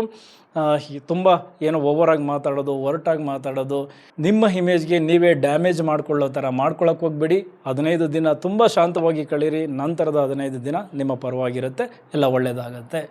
ಅದೇ ರೀತಿ ನಮ್ಮ ಖಾಸಗಿ ಎಂಪ್ಲಾಯೀಸ್ ನೋಡಿ, ಖಾಸಗಿ ಎಂಪ್ಲಾಯೀಸ್ ಸ್ಪೆಷಲಿ IT ಈ ಸಾಫ್ಟ್ವೇರ್ ಇಂಡಸ್ಟ್ರಿಯಲ್ಲಿ ಯಾರ್ಯಾರು ಕೆಲಸ ಮಾಡ್ತಾ ಇದ್ದೀರಾ, ನಿಮಗೆ ಬುಧನೇ ಲೀಡರ್. ಬುಧ ಈಗ ನೀಚ ಸ್ಥಾನದಲ್ಲಿದ್ದಾನೆ. ಹಾಗಾಗಿ ನೀವು ಮಾಡುವ ಕೆಲಸಗಳಲ್ಲಿ ಹಲವಾರು ಎರರ್ಸ್ ನಿಮಗೆ ಎದುರಾಗುತ್ತೆ. ಅದನ್ನು ಸರಿ ಮಾಡೋದಕ್ಕೆ ಹೆಚ್ಚು ಸಮಯ ಕೆಲಸ ಮಾಡಬೇಕಾಗತ್ತೆ. ಸೊ ಓವರ್ ಟೈಮ್ ಡ್ಯೂಟಿ ಮಾಡ್ತೀರಾ. ಇನ್ನು ಈ ರಾಜಕೀಯ ನಿಮ್ಮ ಆಫೀಸ್ ವಲಯದಲ್ಲಿ ಹೆಚ್ಚು ಕಾಣುತ್ತೆ. ಆದರೂ ಎಲ್ಲೋ ಒಂದು ಕಡೆ ಗುರುವಿನ ಸಪೋರ್ಟ್ ನಿಮ್ಗೆ ಇರುತ್ತೆ. ಅಂತಿಮವಾಗಿ ಗೆಲುವು ನಿಮಗೆ ಸಿಗುತ್ತೆ. 4ನೇ ಮನೆಗೆ ರವಿ ಬಂದಾಗ ಎಲ್ಲವೂ ಬದಲಾಗುತ್ತೆ. ಸೊ ಆಫೀಸ್ ಪೊಲಿಟಿಕ್ಸ್ ಬಗ್ಗೆ ತಲೆ ಕೆಡಿಸ್ಕೊಳ್ಳೋಕೆ ಹೋಗಬೇಡಿ. ಅದರ ಒಂದು ಒತ್ತಡದಿಂದ ನೀವು ರಾಜೀನಾಮೆ ಕೊಡೋದು, ಬೇರೆ ಕೆಲಸ ಹುಡುಕೋದು, ಈ ಥರದ ಆಲೋಚನೆಗಳೆಲ್ಲ ಮಾಡಬೇಡಿ. ರಾಹು ಅದನ್ನು ಕ್ರಿಯೇಟ್ ಮಾಡ್ತಾರೆ. ಏನೇನೋ ಭ್ರಮೆಗಳನ್ನು ಕ್ರಿಯೇಟ್ ಮಾಡಿ ನೀವು ಏನು ರಿಸೈನ್ ಮಾಡುವ ಹಂತಕ್ಕೆ ಬಂದ್ಬಿಡ್ಬೋದು. ಆ ಥರದ್ದೆಲ್ಲ ಸನ್ನಿವೇಶಗಳು ಕ್ರಿಯೇಟ್ ಆಗ್ತವೆ. ಬಟ್ ಮೊದಲ 15 ದಿನ ಸ್ವಲ್ಪ ತಾಳ್ಮೆಯಿಂದ ಇರಿ. ನೀವು ನಿಮ್ಮ ಟೀಮ್ ಲೀಡರ್ಗಳ ಜೊತೆ ಮಾತನಾಡಬೇಕಾದ್ರೆ ಸ್ವಲ್ಪ ಅಗ್ರೆಸಿವ್ ಆಗಿ ಮಾತಾಡ್ತೀರಾ. ಸೊ ಮೀಟಿಂಗಲ್ಲೂ ಕೂಡ ತುಂಬ ಅಗ್ರೆಸಿವ್ ಆಗಿ ಮಾತಾಡ್ತೀರಾ. ಇದೆಲ್ಲ ಬ್ಯಾಡ್ ಇಂಪ್ಯಾಕ್ಟಾಗಿ ಕ್ರಿಯೇಟ್ ಆಗುತ್ತೆ ನಿಮ್ಮ ಪ್ರೊಫೈಲ್ಗೆ. ಹಾಗಾಗಿ ಮೊದಲ 15 ದಿನ ತುಂಬ ತಾಳ್ಮೆಯಿಂದ ಇರಿ, ಎಲ್ಲವೂ ಚೆನ್ನಾಗಿರುತ್ತೆ. ಸೊ ಏಪ್ರಿಲ್ 15ನೇ ತಾರೀಕು ಆದ ಮೇಲೆ ಡೆಫಿನೆಟ್ಲಿ ಸ್ಯಾಲ್ರಿ ಹೈಕ್ ಆಗುತ್ತೆ ಅಥವಾ ಪೋಸ್ಟಿಂಗ್ ಚೇಂಜ್ ಆಗುತ್ತೆ. ಆನ್ಸೈಟ್ ಏನು ಅವಕಾಶಗಳನ್ನು ಹುಡುಕ್ತಾ ಇದ್ದೀರಾ ಡೆಫಿನೆಟ್ಲಿ ಹುಡ್ಕೊಂಡು ಬರುತ್ತೆ ನಿಮಗೋಸ್ಕರ. ಸೊ ಹಾಗಾಗಿ ಮೊದಲ 15 ದಿನ ತುಂಬ ಎಚ್ಚರಿಕೆಯಿಂದ ಕಳೆದು ಬಿಡಿ. ನಂತರದ 15 ದಿನ ನಿಮ್ಮ ಪರವಾಗಿರುತ್ತೆ. ಅದನ್ನು ಸರಿಯಾಗಿ ಬಳಸ್ಕೊಳ್ಳಿ. ಓಕೆ, ಈಗ ಕೋರ್ಟ್ ಕೇಸ್ ಮತ್ತು ವಕೀಲರ ಬಗ್ಗೆ ನೋಡೋಣ. ನೋಡಿ, ಕೋರ್ಟ್ ಕೇಸು ಅಂದಾಗ 6ನೇ ಮನೆಯಲ್ಲಿ ಗುರುವಿನ ಸಂಚಾರ ಆಗ್ತಾ ಇದೆ. ಅಂತಿಮವಾಗಿ ಗೆಲುವು ನಿಮಗೆ ಸಿಗಬೇಕು, ಅದೆಲ್ಲವೂ ಓಕೆ. ಆದರೆ ಅಷ್ಟು ಸುಲಭವಾಗಿ ಸಿಕ್ಬಿಡ್ತದೆ ಗೆಲುವು? ಖಂಡಿತ ಇಲ್ಲ. ಏನಕ್ಕೆ ಅಂದರೆ 3ನೇ ಮನೆಯಲ್ಲಿ ಬುಧ ನೀಚ ಸ್ಥಾನದಲ್ಲಿ ಕುಂತಿದ್ದಾರೆ. ಬುಧ ಈ ಕಾಗದ ಪತ್ರಗಳಿಗೆ ಕಾರಕನಾಗಿರೋದ್ರಿಂದ ಈ ಕೇಸಿಗೆ ಸಂಬಂಧಪಟ್ಟಂತಹ ದಾಖಲೆಗಳಲ್ಲಿ ಹಲವಾರು ಎರರ್ಸ್ಗಳು ಎದುರಾಗುತ್ತೆ. ಇದರಿಂದ ನಿಮ್ಮ ಕೇಸ್ಗೆ ಸ್ವಲ್ಪ ಹಿನ್ನಡೆಗಳು ಉಂಟಾಗಬಹುದು ಅಥವಾ ಕೇಸ್ಗೆ ಸಂಬಂಧಪಟ್ಟಂತಹ ಪ್ರಮುಖವಾದ ದಾಖಲೆಗಳನ್ನೇ ನೀವು ಕಳೆದುಕೊಳ್ಳಬಹುದು. ಈ ಥರದ್ದೆಲ್ಲ ಸಂಗತಿಗಳು ಎದುರಾಗುತ್ತೆ. ಇನ್ನು 2ನೇ ಮನೆಯಲ್ಲಿ ರಾಹು, ನಿಮ್ಮ ಮಾತು ಒರಟಾಗಿರುತ್ತೆ. ನಿಮ್ಮ ಲಾಯರ್ ಜೊತೆನೇ ಸ್ವಲ್ಪ ಒರಟಾಗಿ ಮಾತಾಡ್ತೀರಾ. ನ್ಯಾಯಾಧೀಶರ ಮುಂದೆ ಮಾತನಾಡಬೇಕಾದ್ರೆ ಸ್ವಲ್ಪ ನ್ಯಾಯ ವಿನಯ ಎಲ್ಲವೂ ಇಟ್ಕೊಳ್ಳೇಬೇಕು. ಯಾಕೆಂದರೆ ರಾಹು ನಿಮ್ಮ ಹತ್ರ ಆ ಥರ ಮಾತಾಡಿಸ್ಬಿಡ್ತಾರೆ. ಸೊ ಹಾಗಾಗಿ ಈ ಮಾತಿನಲ್ಲಿ ಕಂಟ್ರೋಲ್ನ ಇಟ್ಕೊಳ್ಳೇಬೇಕು. ಇನ್ನು ನಿಮ್ಮ ಎದುರಾಳಿಗಳೇನು ಕಡಿಮೆ ಇಲ್ಲ. ನಿಮ್ಮ ವಿರುದ್ಧ ನಿಮ್ಮ ಏನು ಸಾಕ್ಷಿಗಳನ್ನು ತಿರುಚೋದು, ಸುಳ್ಳು ಸಾಕ್ಷಿಗಳನ್ನು ಸೃಷ್ಟಿ ಮಾಡೋದು ಇದೆಲ್ಲವೂ ನಡೀತಾ ಇದೆ. ಆದರೆ ಅಂತಿಮವಾಗಿ 15ನೇ ತಾರೀಕಿನ ನಂತರ ರವಿಯ ಬದಲಾವಣೆ ಮತ್ತು ಗುರುವಿನ ಏನು ಸಂಚಾರದಿಂದ ಗೆಲುವು ನಿಮ್ಮ ಪರವಾಗಿರುತ್ತೆ. ಸೊ ಮೊದಲ 15 ದಿನ ಸ್ವಲ್ಪ ಎಚ್ಚರಿಕೆಯಿಂದ ಇರಿ. ನೀಚ ಬುಧನಿಂದ ಆಗುವಂತಹ ತೊಂದರೆಗಳನ್ನು ಸ್ವಲ್ಪ ಕಡಿಮೆ ಮಾಡಿಕೊಳ್ಬೇಕು. ಅಂದರೆ ಪದೇ ಪದೇ ದಾಖಲೆಗಳನ್ನು ಪರಿಶೀಲಿಸಬೇಕು. ಆಮೇಲೆ ಏನು ಮಿಸ್ಟೇಕ್ ಆಗ್ತಾಯಿದೆ ಅದರ ಕಡೆ ಹೆಚ್ಚಿನ ಗಮನ ಕೊಡಬೇಕು. ನಿಮ್ಮ ಲಾಯರ್ ಮಾತನ್ನು ನೀವು ಕೇಳಬೇಕು, ಅದನ್ನು ಪಾಲಿಸಬೇಕು. ಇನ್ನು ನಮ್ಮ ವಕೀಲರ ಬಗ್ಗೆ ಹೇಳೋದಾದರೆ 3ನೇ ಮನೆಯಲ್ಲಿ ನಿಮ್ಮ ಲಗ್ನಾಧಿಪತಿಯ ಜೊತೆಗೆ ಕುಜನ ಒಂದು ಸಂಚಾರ. ನೀವು ಈಗ ಎಷ್ಟು ಅಗ್ರೆಸಿವ್ ಆಗಿದ್ದೀರಾ ಅಂದರೆ ಅದ್ಭುತವಾಗಿ ವಾದ ಮಾಡ್ತಾ ಇದ್ದೀರಾ, ಟೆಕ್ನಿಕಲಿ ಸ್ಟ್ರಾಂಗ್ ಆಗಿದ್ದೀರಾ. ನಿಮ್ಮ ಕಾನೂನಿನ ಒಳ ವಿಚಾರಗಳನ್ನೆಲ್ಲ ಅರಿತು ನೀವು ವಾದ ಮಾಡುವ ರೀತಿ ನಿಮ್ಮ ಎದುರಾಳಿಗೆ ನಿಮಗೆ ಕೌಂಟರ್ ಕೊಡೋಕ್ಕಾಗ್ತಾಯಿಲ್ಲ. ಆ ಮಟ್ಟಿಗೆ ನಿಮ್ಮ ವಾದ ಅದ್ಭುತವಾಗಿದೆ. ಸೊ ಆ ನಿಟ್ಟಿನಲ್ಲಿ ನಿಮಗೆ ಈ ಒಂದು ತಿಂಗಳು ತುಂಬ ಸಪೋರ್ಟ್ ಮಾಡ್ತಾ ಇದೆ. ಆದರೆ ಇಲ್ಲಿ ನಿಮಗೆ ಮುಜುಗರ ತರುವಂತಹ ವಿಚಾರ, ನಿಮ್ಮ ಏನು ಜೂನಿಯರ್ಸ್ ಇದ್ದಾರೆ ಲಾಯರ್ಸು, ಅವರು ಮಾಡುವಂತಹ ತಪ್ಪಿನಿಂದ ನಿಮಗೆ ಕೋರ್ಟ್ ಹಾಲಲ್ಲಿ ಮುಜುಗರಗಳು ಉಂಟಾಗುತ್ತೆ. ಏನಕ್ಕೆ ಅಂದರೆ ಬುಧ ನೀಚ ಆಗಿದ್ದಾಗ ನೀವೇ ತಪ್ಪು ಮಾಡ್ತೀರಾ, ಇನ್ನು ನಿಮ್ಮ ಜೂನಿಯರ್ಸ್ ಇನ್ನೂ ಹೆಚ್ಚು ತಪ್ಪು ಮಾಡ್ತಾರೆ. ಅವರು ಸೆಕ್ಷನ್ ಹಾಕೋದ್ರಲ್ಲಿ ಅಂದರೆ ಅದನ್ನು ಬರೆಯೋದ್ರಲ್ಲಿ ತಪ್ಪು ಮಾಡಿರ್ತಾರೆ. ಇನ್ನು ನಿಮ್ಮ ದಾಖಲೆಗಳಲ್ಲಿ ಹಲವಾರು ಸ್ಪೆಲ್ಲಿಂಗ್ ಮಿಸ್ಟೇಕ್ ಆಗಿರುತ್ತೆ. ಈ ಥರದ್ದೆಲ್ಲವೂ ಎದುರಾಗಿ ಕೋರ್ಟ್ ಹಾಲಲ್ಲಿ ಸ್ವಲ್ಪ ಮುಜುಗರ ಎದುರಾಗಬಹುದು. ಇನ್ನು ನಿಮ್ಮ ಕ್ಲೈಂಟ್ಸೇ ನಿಮಗೆ ಕೈ ಕೊಡ್ಬೋದು. ಕ್ರಾಸ್ ಎಕ್ಸಾಮಿನೇಷನಲ್ಲಿ ನಿಮಗೆ ಮುಜುಗರ ಆಗುವ ರೀತಿ ಅವ್ರು ನಡ್ಕೊಂಡು ಬಿಡ್ತಾರೆ. ಸೊ ಇದೆಲ್ಲ ಎದುರಾಗುತ್ತೆ. ಬಟ್ ಅಂತಿಮವಾಗಿ 15 ದಿನ ಆದ ಮೇಲೆ ರವಿ 4ನೇ ಮನೆ ಉಚ್ಚ ಸ್ಥಾನಕ್ಕೆ ಬಂದ ಮೇಲೆ ಸೊ ನಿಮಗೆ ಒಂದಷ್ಟು ಗೌರವ ಪ್ರಾಪ್ತಿ, ಹಣ ಗಳಿಕೆ ಎಲ್ಲವೂ ಜಾಸ್ತಿ ಆಗುತ್ತೆ. ಸೊ ಇಲ್ಲಿ ಸ್ವಲ್ಪ ಎಲ್ಲಿ ಎಚ್ಚರಿಕೆ ಇರಬೇಕು ಅಲ್ಲಿ ಗಮನ ಕೊಟ್ಟರೆ ಡೆಫಿನೆಟ್ಲಿ ಏಪ್ರಿಲ್ ತಿಂಗಳ ತುಂಬ ಚೆನ್ನಾಗಿ ನೀವು ಕೂಡ ಬಳಸ್ಕೋಬಹುದು. ಓಕೆ, ಈಗ ಗೃಹಿಣಿಯರ ಬಗ್ಗೆ ಮಾತಾಡೋಣ. ಗೃಹಿಣಿಯರಿಗೆ ಈಗ ಇನ್ನೊಂದಷ್ಟು ತಾಳ್ಮೆಯ ಪರೀಕ್ಷೆಯ ಕಾಲ. ಏನಕ್ಕೆ ಅಂದರೆ ನೀವು ಮನೆ ಬಗ್ಗೆ ಸಾಕಷ್ಟು ತಲೆ ಕೆಡಿಸ್ಕೊಂಡಿದ್ದೀರಾ. ಏನನ್ನೂ ಸರಿ ಮಾಡಬೇಕು ಅನ್ನುವಂತಹ ಕಲ್ಪನೆಗಳು ನಿಮ್ಮ ತಲೆಯಲ್ಲಿ ಬಂದಿದ್ದಾವೆ. ಬಟ್ ಅದು ಯಾವುದು ಕಾರ್ಯರೂಪಕ್ಕೆ ಬರ್ತಾ ಇಲ್ಲ. ಓವರ್ ಥಿಂಕಿಂಗ್ ಜಾಸ್ತಿ ಆಗಿದೆ. ಅದು ರಾಹು ಬಂದಾಗಲಿಂದನೂ ನಡೀತಾ ಇದೆ ಓವರ್ ಥಿಂಕಿಂಗು. ಈಗ ಬುಧ ನೀಚನಾಗಿರೋದ್ರಿಂದ ಕಳೆದ ತಿಂಗಳು ಬುಧ ವಕ್ರಿಯಾಗಿದ್ದರು, ಈಗ ಬುಧ ನೀಚ ಆಗಿದ್ದಾರೆ. ಹಾಗಾಗಿ ಪ್ರತಿ ಮಾತಿನಲ್ಲೂ ನಿಮ್ಮವರು ನಿಮ್ಮಿಂದ ತಪ್ಪುಗಳನ್ನು ಹುಡುಕ್ತಾ ಇದ್ದಾರೆ. ನೀವು ಮಾತಾಡೋದೆಲ್ಲ ಬೇರೆಯವ್ರಿಗೆ ತಪ್ಪಾಗಿ ಅರ್ಥ ಆಗ್ತಾ ಇದೆ. ಸ್ಪೆಷಲಿ ನಿಮ್ಮ ಯಜಮಾನರ ಜೊತೆ ನೀವೇನು ಮಾತಾಡ್ತಾ ಇದ್ದೀರಾ ಅವರು ಕೂಡ ನಿಮ್ಮನ್ನು ತಪ್ಪಾಗಿ ತಿಳ್ಕೊಳ್ತಾ ಇದ್ದಾರೆ. ಅದಲ್ಲದೆ ಹಳೆಯ ವಿಚಾರಗಳನ್ನು ಕೆದಕಿ ನಿಮ್ಮ ಮತ್ತು ಅವರ ನಡುವೆ ಗಲಾಟೆಗಳು ಶುರುವಾಗೋಗಿದೆ. ಇನ್ನು 4ನೇ ಮನೆಗೆ ರವಿ ಬಂದಾಗ ಈಗೋ ಕ್ಲಾಸಸ್ ಜಾಸ್ತಿ ಆಗುತ್ತೆ. ಅದೇ ರೀತಿ ನಿಮ್ಮ ಅತ್ತೆ ಮಾವನು ಕೂಡ ನಿಮ್ಮನ್ನು ಅರ್ಥ ಮಾಡ್ಕೊಳ್ಳಲ್ಲ. ಯಾಕೆ ಅಂದರೆ ನಿಮ್ಮ ಪ್ರತಿ ಮಾತಿನಲ್ಲೂ ಅವರು ಕೂಡ ತಪ್ಪುಗಳನ್ನು ಹುಡುಕ್ತಾ ಇದ್ದಾರೆ. ಸೊ ಅದಕ್ಕೆ ನೀಚ ಬುಧ ಬೇರೆ ಕಾರಣ ಆಗ್ತಾ ಇದ್ದಾರೆ. ಹಾಗಾಗಿ ಸೊ ಎಲ್ಲವೂ ತಪ್ಪಾಗಿ ಕಾಣಿಸ್ತಾ ಇದೆ. ಇನ್ನು 3ನೇ ಮನೆ ನೆರೆಹೊರೆ ಸಂಬಂಧಿಕರು, ನೀವು ಅವ್ರ ಜೊತೆ ಏನೋ ಒಂದು ತಮಾಷೆಯಾಗಿ ಮಾತಾಡಿರ್ತೀರ. ಸೊ ಅದಕ್ಕೆ ಅವರು ಮಸಾಲೆ ಹಾಕಿ ಅದನ್ನು ತುಂಬ ಸೀರಿಯಸ್ ಆಗಿ ಬೇರೆ ಏನೇನೋ ಸ್ಪ್ರೆಡ್ ಆಗೋ ರೀತಿ ಮಾಡಿ ಗಾಸಿಪನ್ನು ಸೃಷ್ಟಿ ಮಾಡ್ತಾರೆ. ಸೊ ಅದರಿಂದನೂ ಸ್ವಲ್ಪ ನೀವು ಒತ್ತಡಕ್ಕೊಳಗಾಗ್ತೀರಾ. ಅವ್ರ ಜೊತೆ ಜಗಳ ಕೇಳಿತೀರಾ, ಸಂಬಂಧಿಕರ ಜೊತೆ ಜಗಳ ಆಗುತ್ತೆ. ಈ ಥರದ್ದೆಲ್ಲ ಸನ್ನಿವೇಶಗಳು ಏಪ್ರಿಲಲ್ಲಿ ಕ್ರಿಯೇಟ್ ಆಗುತ್ತೆ. ಇದೆಲ್ಲದರ ನಡುವೆ ಗೃಹಿಣಿಯರಿಗೆ ಒಂದು ಪಾಸಿಟಿವ್ ವಿಚಾರ ಏನಪ್ಪ ಅಂದರೆ, ಸೊ ರವಿ 4ನೇ ಮನೆಗೆ ಬಂದಾಗ ನಿಮ್ಮ ಹಳೆಯ ಈ ಎಲೆಕ್ಟ್ರಾನಿಕ್ ಐಟಮ್ಸ್ ಏನೇನಿದ್ದಾವೆ, ಲೈಕ್ ಫ್ರಿಡ್ಜ್ ಇರ್ಬೋದು, ವಾಷಿಂಗ್ ಮಿಷಿನ್ ಇರ್ಬೋದು, ಈ ಥರದ್ದೆಲ್ಲವನ್ನು ರೀಪ್ಲೇಸ್ ಮಾಡ್ತೀರಾ, ಹೊಸದನ್ನು ತರ್ತೀರಾ. ಅದಕ್ಕೆ ಹೇಗೋ ಹಣ ಸಹಾಯ ಸಿಗುತ್ತೆ. ಅಥವಾ ನೀವೇ ಕೂಡಿಟ್ಟ ಹಣ, ಯಾಕೆಂದರೆ ಅಷ್ಟಮ ಸ್ಥಾನದಲ್ಲಿ ಕೇತು ಇದ್ದಾರಲ್ಲ, ಸೊ ನೀವೇ ಕೂಡಿಟ್ಟ ಹಣ ಒಂದಷ್ಟನ್ನು ಇಲ್ಲಿಗೆ ಬಳಸ್ಕೊಳ್ತೀರಾ. ಸೊ ಇಲ್ಲಿ ಸ್ವಲ್ಪ ಖುಷಿಯನ್ನು ಕಾಣ್ತೀರಾ. ಹಸ್ಬೆಂಡಿಂದನೂ ಒಂದಷ್ಟು ಹಣ ಸಿಗಬಹುದು. ಸೊ ಹಾಗಾಗಿ ಅಲ್ಲಿ ಒಂದಷ್ಟು ಖುಷಿಯನ್ನು ಕಾಣ್ತೀರಾ. ಇನ್ನು ಗಂಡ ಹೆಂಡತಿ ಸದ್ಯಕ್ಕೆ ನೀವು ಈಗೋ ಕ್ಲಾಶಲ್ಲಿ ಜಗಳ ಮಾಡಿಕೊಂಡು ಪರಸ್ಪರ ದೂರ ಆಗೋದ್ರ ಕಡೆ ಗಮನ ಕೊಡಬೇಡಿ. ಈಗ ಮೌನವಾಗಿ ಇದ್ದುಬಿಟ್ಟು ಮುಂದಿನ ದಿನಗಳಲ್ಲಿ ತುಂಬ ಚೆನ್ನಾಗಿರುತ್ತೆ. ನಿಮ್ಮ ಸಂಬಂಧ ಗಟ್ಟಿಯಾಗಿ ಉಳಿಸ್ಕೊಳ್ಳೋದಕ್ಕೆ ಟ್ರೈ ಮಾಡಿ. ಇನ್ನು ಪ್ರೀತಿ, ಪ್ರೇಮ, ಪ್ರಣಯದ ವಿಚಾರ, ಪ್ರೇಮಿಗಳಿಗೆ ಈ ಕಮ್ಯುನಿಕೇಷನ್ನೇ ಸ್ವಲ್ಪ ಶತ್ರು ಆಗುವಂತಹ ಸಮಯ. ಸ್ಪೆಷಲಿ 3ನೇ ಮನೆ ನಾವು ವಾಟ್ಸಪ್ ಥ್ರೂ ಕಮ್ಯುನಿಕೇಷನ್ ಮಾಡೋದನ್ನು ತೋರಿಸುತ್ತೆ. ಅಂದರೆ ಸೋಷಿಯಲ್ ಮೀಡಿಯಾವನ್ನು ಬಳಸ್ಕೊಂಡು ನಾವೇನು ಕಮ್ಯುನಿಕೇಟ್ ಮಾಡ್ತೀವಿ ಅದನ್ನು ತೋರಿಸುತ್ತೆ. ಇಲ್ಲಿ ತುಂಬ ತಪ್ಪುಗಳಾಗುತ್ತೆ. ನೀವು ಕಳಿಸುವ ಒಂದು ಸಣ್ಣ ಮೆಸೇಜ್ ನಿಮ್ಮ ಪ್ರೀತಿಯನ್ನು ಬ್ರೇಕಪ್ ಹಂತಕ್ಕೆ ತೆಗೆದುಕೊಂಡು ಹೋಗಬಹುದು. ಆ ರೀತಿ ಇರುತ್ತೆ ನಿಮ್ಮ ಮೆಸೇಜ್. ಯಾಕೆಂದರೆ ರಾಹು 2ನೇ ಮನೆ ಮಾತನಾಡೋದನ್ನು ಈ 3ನೇ ಮನೆಯ ಒಂದು ಇಂಪ್ಯಾಕ್ಟಿಂದ ಕಮ್ಯುನಿಕೇಷನ್ ಅಂದರೆ ಈ ಮೆಸೇಜ್ ಕಳಿಸುವಂಥದ್ರಲ್ಲಿ ತಪ್ಪಾಗಿ ಸಂಬಂಧಗಳಲ್ಲಿ ಬಿರುಕು ಉಂಟಾಗಬಹುದು. ಅದೇ ರೀತಿ ನಿಮ್ಮ ಮೆಸೇಜನ್ನು ನೋಡಿಲ್ಲ, ನಾನು ಕಳಿಸಿದೆ, ಅವ್ರು ನೋಡಿದ್ರೂ ನನಗೆ ರಿಪ್ಲೈ ಮಾಡಿಲ್ಲ, ಈ ಥರದ್ರಿಂದನೂ ಸಂಬಂಧಗಳು ಹಾಳಾಗಬಹುದು. ಹಾಗಾಗಿ ಈಗ ಅದಕ್ಕೆ ಜಾಸ್ತಿ ನೀವು ತಲೆ ಕೆಡಿಸ್ಕೊಳ್ಳದೆ ನಿಮ್ಮ ಸಂಬಂಧಗಳನ್ನು ಉಳಿಸೋದ್ರ ಕಡೆ ಹೆಚ್ಚಿನ ಗಮನ ಕೊಡಿ. ಈಗ ನೀಚ ಬುಧ ಇರೋದರಿಂದ ಈ ಥರ ಎಲ್ಲ ಸಂದರ್ಭಗಳು ಕ್ರಿಯೇಟ್ ಆಗ್ತಾ ಇದ್ದಾವೆ. ಬುಧ ಬದಲಾದಾಗ ಮನಸ್ಥಿತಿಯು ಬದಲಾಗುತ್ತೆ, ನಿಮ್ಮ ಪ್ರೀತಿಯಲ್ಲಿಯೂ ಬಾಂಧವ್ಯ ಹೆಚ್ಚುತ್ತೆ. ಹಾಗಾಗಿ ಅದರ ಕಡೆ ಹೆಚ್ಚಿನ ಗಮನ ಇರಲಿ. ಎಸ್, ಈಗ ನಮ್ಮ ಶಿಕ್ಷಣ ಕ್ಷೇತ್ರ, ನಮ್ಮ ಟೀಚರ್ಸ್ ನೋಡಿ, ನಿಮಗೂ ಕೂಡ ಬುಧ ನೀಚ. ಸೊ ಅದು ಲೆಕ್ಚರ್ಸ್ ಇರಲಿ, ಪ್ರೊಫೆಸರ್ಸ್ ಇರಲಿ, ಟೀಚರ್ಸ್ ಇರಲಿ, ಬಹಳ ಎಚ್ಚರಿಕೆಯಿಂದ ಇರಿ. ಸಣ್ಣ ಸಣ್ಣ ಎರರ್ಗಳು ಕೂಡ ನಿಮ್ಮ ಒಂದು ಮ್ಯಾನೇಜ್ಮೆಂಟ್ ಜೊತೆ ಕಿತ್ತಾಟ ಆಗುವಂತಹ ಸಂದರ್ಭಗಳನ್ನು ಕ್ರಿಯೇಟ್ ಮಾಡಬಹುದು. ನೀವು ಬೋರ್ಡ್ ಮೇಲೆ ಬರಬೇಕಾದ್ರೆ ಸ್ಪೆಲ್ಲಿಂಗ್ ಮಿಸ್ಟೇಕ್ ಆಗುತ್ತೆ, ಅದರಿಂದ ಮುಜುಗರ ಆಗಬಹುದು. ಅಥವಾ ನೀವು ಪ್ರಾಜೆಕ್ಟ್ನ ಪ್ರೆಸೆಂಟ್ ಮಾಡಬೇಕಾದ್ರೆ ಸ್ಟೂಡೆಂಟ್ಸ್ಗಳಿಗೆ ಅದು ಅರ್ಥ ಆಗದೆ ಸೊ ಅವರು ಕೂಡ ನಿಮಗೆ ಒಂದು ಸ್ವಲ್ಪ ಇರ್ರೆಸ್ಪೆಕ್ಟಿವ್ ಆಗಿ ನಡ್ಕೊಳ್ಬೋದು. ಇನ್ನು ನೀವು ಕರೆಕ್ಷನ್ ಮಾಡಬೇಕಾದ್ರೆ ತಪ್ಪಾಗಿ ನೀವೇ ಕರೆಕ್ಷನ್ ಮಾಡಿ ಮಕ್ಕಳ ಮಾರ್ಕ್ಸ್ ಕಡಿಮೆ ಆಗೋ ರೀತಿ ನೀವು ಮಾಡಿರ್ತೀರ. ಸೊ ಸ್ವಲ್ಪ ಅದರ ಕಡೆ ಎಲ್ಲ ಎಚ್ಚರಿಕೆಯನ್ನು ತೆಗೆದುಕೊಂಡ್ರೆ 15ನೇ ತಾರೀಕು ನಂತರ ಉಚ್ಚ ಸ್ಥಾನಕ್ಕೆ ರವಿ ಬರೋದರಿಂದ ನಿಮಗೂ ಕೂಡ ಏನು HOD ಆಗಿದ್ದರೆ ಪ್ರಿನ್ಸಿಪಲ್ ಆಗೋದು ಅಥವಾ HODಗೆ ಟ್ರೈ ಮಾಡ್ತಾ ಇದ್ದರೆ ಡೆಫಿನೆಟ್ಲಿ ನಿಮಗೆ ಅಲ್ಲಿ ಗುಡ್ ನ್ಯೂಸ್ ಸಿಗುತ್ತೆ. ಮೊದಲ 15 ದಿನ ದಯವಿಟ್ಟು ಈ ನೀಚ ಬುಧನ ಎಫೆಕ್ಟ್ಗಳನ್ನು ಕಡಿಮೆ ಮಾಡ್ಕೊಳ್ಳಿ. ಸೊ ಕ್ರಾಸ್ ನೀವೇ ಚೆಕ್ ಮಾಡ್ಕೊಳ್ಳಿ, ನೀವೇನು ಮಾಡ್ತಾ ಇದ್ದಾರೆ ಅದ್ರ ಬಗ್ಗೆ ಪದೇ ಕರೆಕ್ಷನಲ್ಲಿ ಅಥವಾ ಅಂಕಗಳನ್ನು ಕೌಂಟ್ ಮಾಡಬೇಕಾದ್ರೆ 2-3 ಸರಿ ಕೌಂಟ್ ಮಾಡಿ ಅಂತಿಮವಾಗಿ ರಿಸಲ್ಟನ್ನು ಕೊಡಿ. So overall teachers second half ಚೆನ್ನಾಗಿರೋದ್ರಿಂದ ನೀವು ಮೊದಲ ಏನು 15 ದಿನ ಭಾಳ ಎಚ್ಚರಿಕೆಯಿಂದ ತೆಗೆದುಕೊಂಡು ಹೋಗಬೇಕು. ಸೊ ಅಲ್ಲಿ ಗಮನ ಕೊಡಿ. ಎಸ್, ಈಗ ವಿದ್ಯಾರ್ಥಿಗಳ ಬಗ್ಗೆ ಮಾತಾಡೋಣ. ನೋಡಿ, ವಿದ್ಯಾರ್ಥಿಗಳಲ್ಲಿ ಕೆಲವರು ರಿಸಲ್ಟ್ಗೋಸ್ಕರ ಕಾಯ್ತಾ ಇದ್ದೀರಾ, ಇನ್ನು ಕೆಲವರು ಎಕ್ಸಾಮನ್ನು ಫೇಸ್ ಮಾಡ್ತಾ ಇದ್ದೀರಾ, ಈ ಕಾಂಪಿಟೇಟಿವ್ ಎಕ್ಸಾಮ್ ಬರಿತಾ ಇದ್ದೀರಾ. ಮೊದಲನೇದಾಗಿ ಕಾಂಪಿಟೇಟಿವ್ ಎಕ್ಸಾಮ್ ಬರೆಯೋರಿಗೆ 6ನೇ ಮನೆಯಲ್ಲಿ ಗುರು ಇರೋದ್ರಿಂದ ಡೆಫಿನೆಟ್ಲಿ ನಿಮ್ಮ ವಿರೋಧಿಗಳನ್ನು ಸೋಲಿಸ್ತೀರಾ. ನೀವು ಆ ಎಕ್ಸಾಮಲ್ಲಿ ಒಳ್ಳೆಯ ಅಂಕಗಳನ್ನು ತೆಗೆದುಕೊಳ್ಳುತ್ತೀರಾ. ಆದರೆ ಈಗ ನೀವು ಬುಧ ನೀಚನಾಗಿರೋದ್ರಿಂದ ಉತ್ತರ ಗೊತ್ತಿದ್ದರೂ ತಪ್ಪಾಗಿ ಬರೆದುಬಿಡ್ತೀರಾ, ಸ್ಪೆಲ್ಲಿಂಗ್ ಮಿಸ್ಟೇಕ್ ಆಗಬಹುದು. ಅದರ ಕಡೆ ಹೆಚ್ಚಿನ ಗಮನ ಇರಲಿ. ಓಕೆ, ಇನ್ನು ನಮ್ಮ ಸ್ಟೂಡೆಂಟ್ಸ್, ನೀವು ಅಷ್ಟೇ ಎಕ್ಸಾಮನ್ನು ಫೇಸ್ ಮಾಡ್ತಾ ಇದ್ದರೆ ಪ್ರಶ್ನೆಗಳನ್ನು ಸರಿಯಾಗಿ ಅರ್ಥ ಮಾಡ್ಕೊಳ್ಳಿ. ಬರಿಬೇಕಾದ್ರೆ ಸ್ವಲ್ಪ ಸ್ಲೋ ಆದರೂ ಪರವಾಗಿಲ್ಲ, ಕಾನ್ಸಂಟ್ರೇಟ್ ಮಾಡಿ ನೀಟಾಗಿ ಬರೀರಿ. ಇಲ್ಲ ಅಂದರೆ ನಿಮ್ಮಿಂದನೇ ಗೊತ್ತಿರುವ ಉತ್ತರವು ತಪ್ಪಾಗಿ ಬರೆದುಬಿಡ್ತೀರಾ, ಸ್ಪೆಲ್ಲಿಂಗ್ ಮಿಸ್ಟೇಕ್ ಆಗಬಹುದು, ಅಂಕಗಳು ಕಡಿಮೆ ಆಗುತ್ತೆ. ಇನ್ನು ರಿಸಲ್ಟ್ ಬಂದ ಮೇಲೆ ಇನ್ನೂ ಹೆಚ್ಚು ರಿಸಲ್ಟ್ ಬರಬೇಕಿತ್ತು, ನನಗೆ ಆ ಪ್ರಶ್ನೆಗೆ ಉತ್ತರ ಗೊತ್ತಿತ್ತು, ನಾನೇ ಸರಿಯಾಗಿ ಬರೆದಿಲ್ಲ, ಈ ಥರದ ವಿಚಾರಗಳೆಲ್ಲ ನಿಮಗೆ ಎದುರಾಗುತ್ತೆ. ಯಾಕೆಂದರೆ ಅದು ವಕ್ರ ಬುಧ ತಂದುಕೊಡೋವಂಥದ್ದು.